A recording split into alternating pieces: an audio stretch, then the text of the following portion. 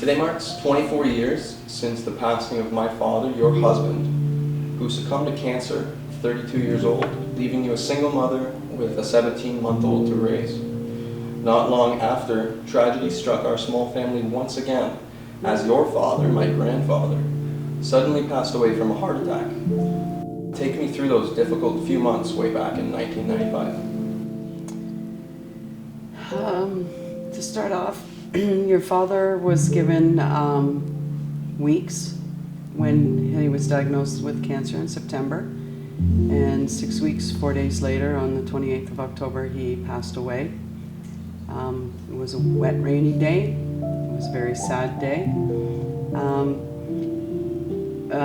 My whole life became you, because you were a needing child because of your age. You were my reason to get up every day and take the strength and courage that I could find deep inside myself to continue on with life the way it's supposed to be, although we were missing an important part of our family. It was extremely difficult because your father had been sick since just a short 6 weeks altogether, and it was difficult because they were both working before he got ill, and she continued to work as long as she could, and she of course had you at home. At a year and a half, you were a terror, believe me. You were very busy, and she did really well looking after you and your father at the same time until he went into hospital and didn't come out from hospital. After that, she was complimented many times on how strong she was.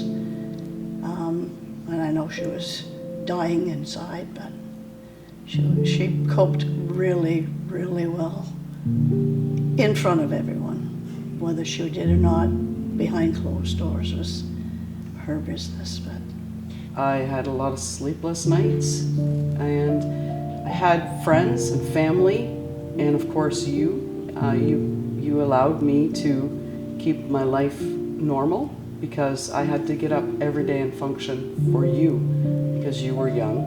I had family and friends who would come and visit or take you off my hands so I could go do groceries, get a haircut, and whatever I needed to give me the opportunity to have a little bit of me time, and that was important. her and I were actually, when we got the call to come back to the hospital, her and I were shopping for funeral calls. And she got a phone call, come back. And we were at the Oshawa Center. We came right back, and he passed that night, that evening. But it was one of those things where she had been there for, days, sitting with him, feeding him, so on. And then it was better for him. We were just starting to get our feet back on the ground. We bought a house. You celebrated your second birthday, and 2 short months later, my father dropped dead of a heart attack. So it had been 7 months from your father to your grandfather, and I lost the 2 most important men in my life.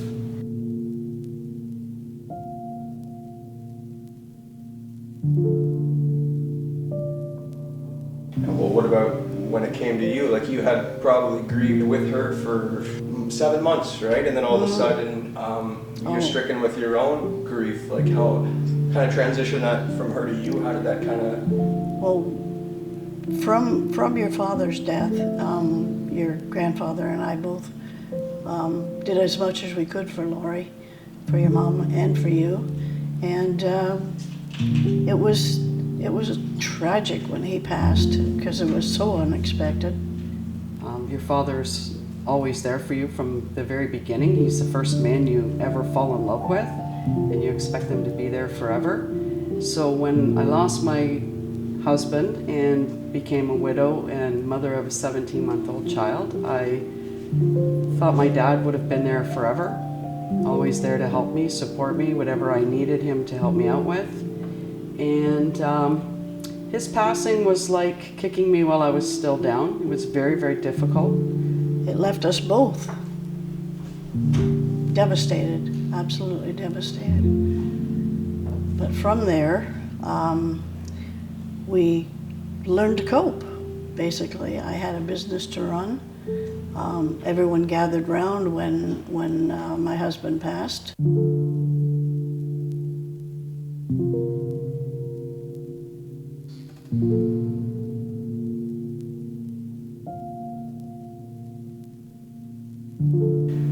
That's a difficult angle coming from, like, you were business partners, and to lose him and then have to kind of shoulder that yourself. Yeah. And you did it for 13 more years, right? Yeah. So it wasn't something that you ended up quitting.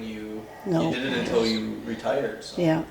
Actually, he was the only one of the two businesses that we were in, the only one that knew how to engrave, other than my son Doug, who just knew bits and pieces about engraving machines.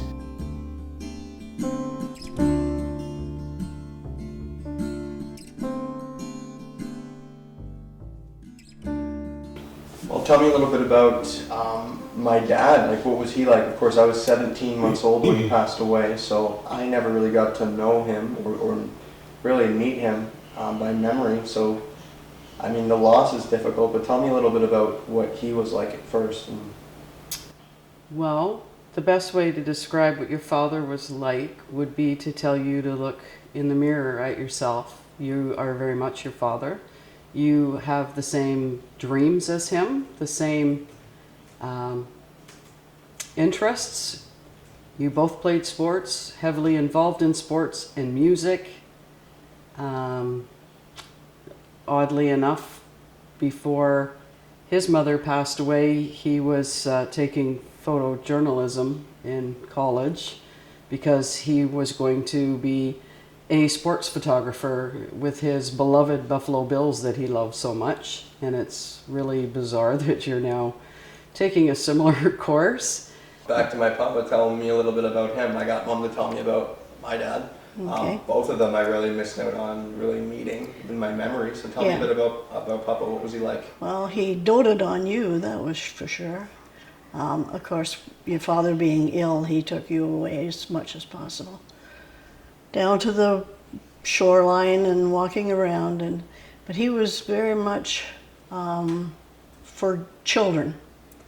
His main thing was children, and he loved to referee. He was into sports, refereeing hockey and lacrosse, and he was actually an announcer, an in-house announcer for Iroquois Park Arena, where he did the lacrosse and the hockey and the senior hockey and the junior hockey and the little guys hockey. So. And what's the story of how you two met? We met many, many years ago, 60 years ago. Actually, 60 years ago. His mother and my mother were in the same hospital room, both with the same ailment. And he was there visiting his mother with his girlfriend. I was there visiting my mother, but I didn't have a boyfriend at the time. When he got home the following week, he phoned me. And he got our home phone number from my mother. And he phoned me and asked me if I'd like to go to a movie, and we went to a movie, and that's the end of the story. He was my first love and my only love, and there he passed on me when I was only 52. I met him on my very first day of employment at the Scarborough Van Plant, General Motors, on the 15th of September of 1987. I was walked in by a supervisor to a job in the body shop where there was only one other woman at the time. And I was put up on a job beside your father, and he looked at me and he rolled his eyes. And we weren't the best of friends in the beginning. And I basically told him that I was going to get my 90 days and become a member of the union whether he liked it or not. And when I got my 90 days, he was the first one to congratulate me. And I must have broke him down because that following December 31st, he was my New Year's Eve date. And it just blossomed from there.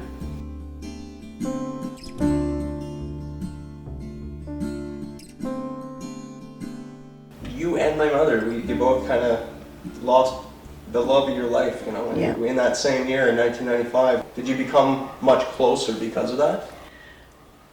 You know what? We really had to. There was no choice. There was just the two of us.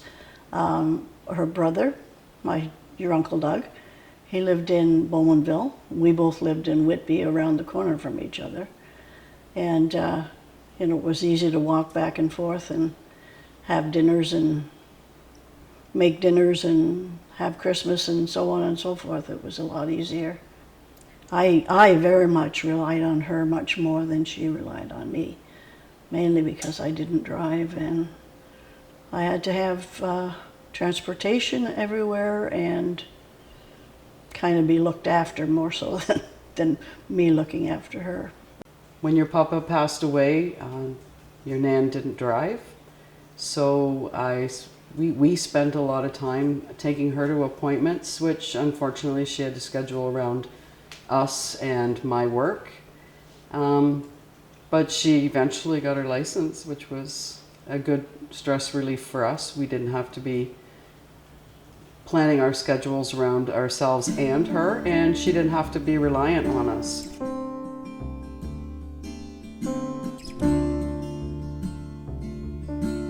A quarter century later, 7 months is nothing. So you lost somebody at the same time. Basically. So that's where kind of the story revolves around, just kind of that grieving process. And a mother-daughter relationship is unique in itself, but not many mother-daughter relationships also go through this. So that's where I thought it was kind of key to hone in on that aspect and kind of get your perspective. So I said this to her, is there anything that you want to add? Or does that feel like the story there? That feels like the story.